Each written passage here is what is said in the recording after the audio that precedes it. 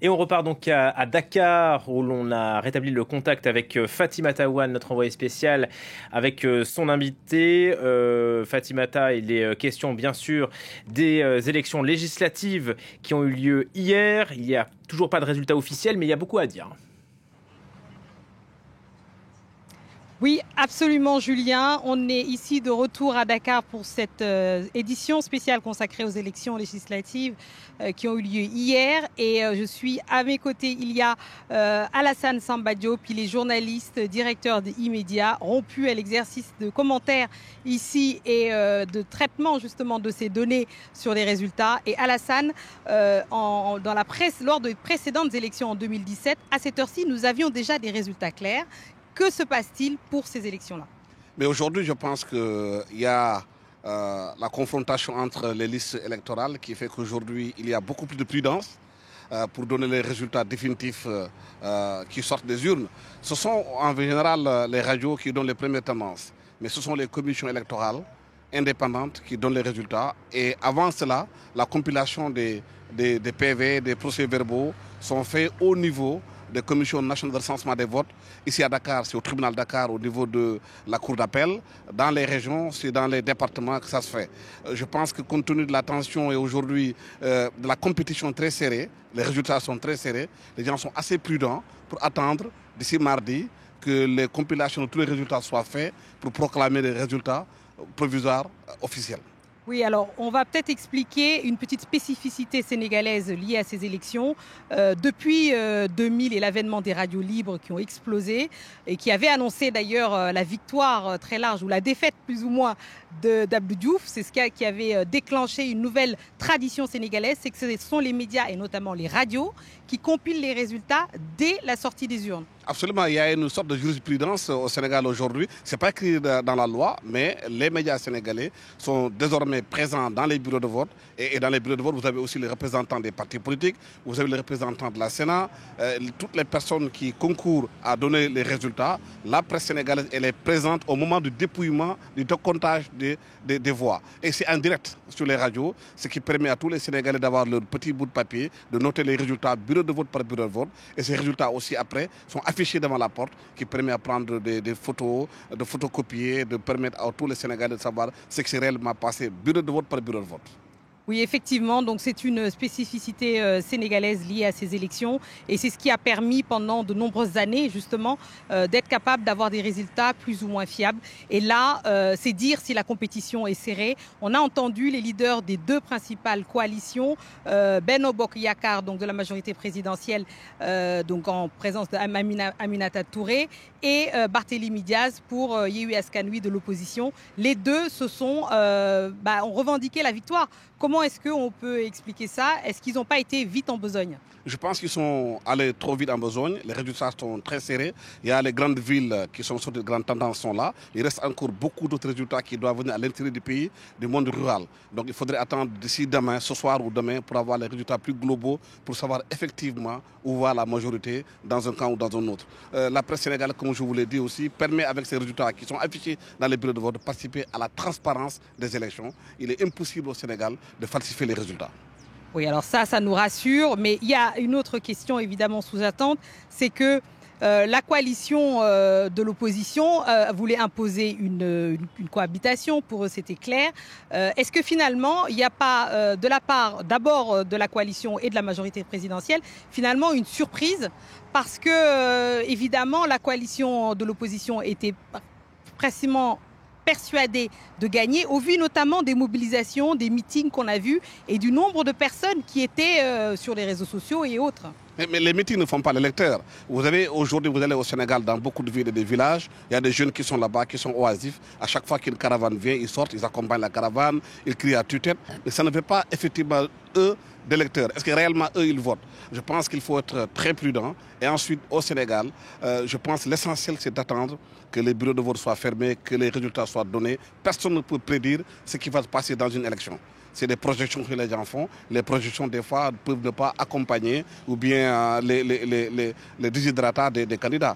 Les résultats, c'est demain, mardi, qu'ils seront connus par les Sénégalais. Chacun peut faire ses projections. Il faut rester extrêmement prudent par rapport aux résultats qui vont sortir des urnes. Alors, extrêmement prudent. Parlons du camp présidentiel.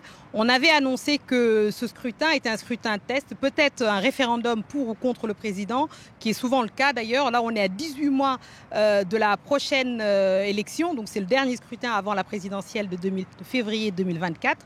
Est-ce que finalement aussi, du camp de la majorité, il n'y a pas une certaine fébrilité parce qu'eux étaient aussi annoncés quelque part, enfin en tout cas de leur victoire. Je répète qu'ils avaient 75% des sièges aujourd'hui, 125 sur 165, et que la majorité est à 82. Finalement, un score en dessous de 125, ce serait forcément un mauvais résultat.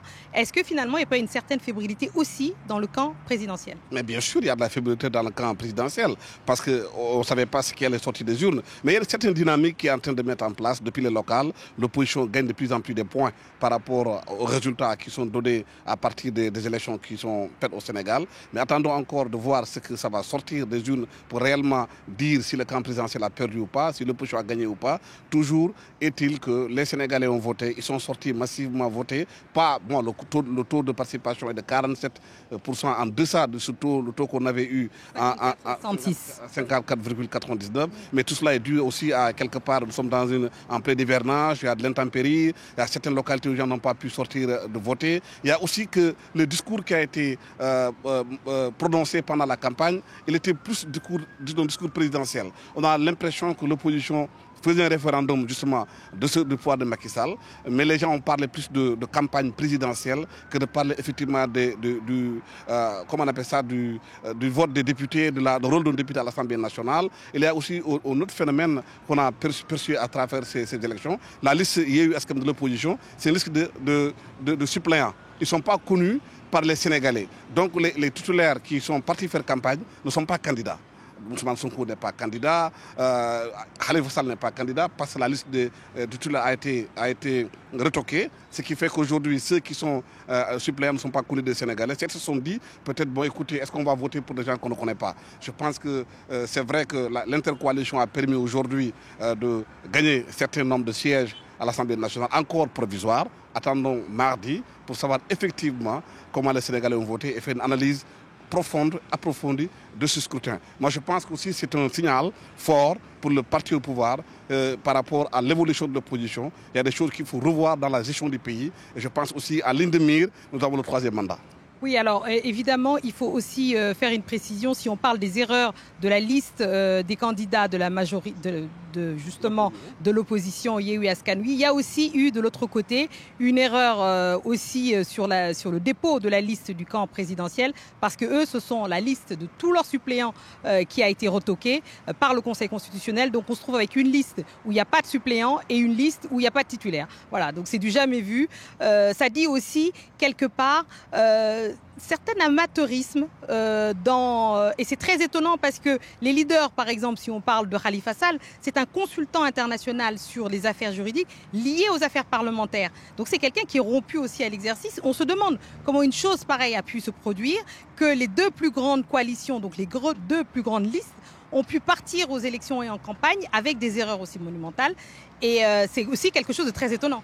Très étonnant, mais parce qu'il y a eu quelque part la modification du code électoral, les partis politiques n'ont pas pris le temps de revoir cette modification. Moi, je pense que quand on est à ce niveau de responsabilité, on doit avoir des conseils juridiques qui regardent les listes, regardent la loi, qu'est-ce qu'elle dit, qu'est-ce que dit le code électoral pour permettre aux gens d'aller ne pas faire des erreurs aussi monumentales.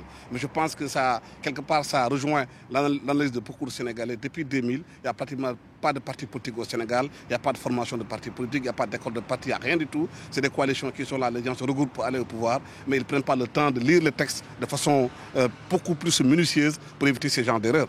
Oui, absolument. Et je pense que c'est quelque chose qu'on va voir, qu'on va surveiller. Ces résultats, donc c'est la fin de cette édition. Merci beaucoup Alassane Samba Diop d'être venu décortiquer avec nous, essayer de comprendre. Nous devions être en mesure de vous donner des résultats ce matin, nous les espérions.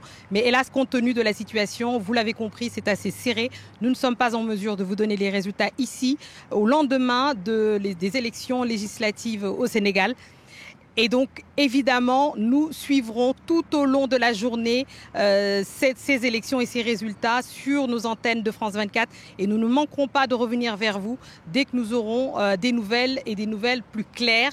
Et notamment évidemment, sur ces résultats que nous attendons. Et officiellement, ça sera rendu par la Sénat mardi matin. Merci. Et on peut bien sûr compter sur Fatimata Wane pour nous faire vivre l'actualité sénégalaise. Merci beaucoup Fatimata.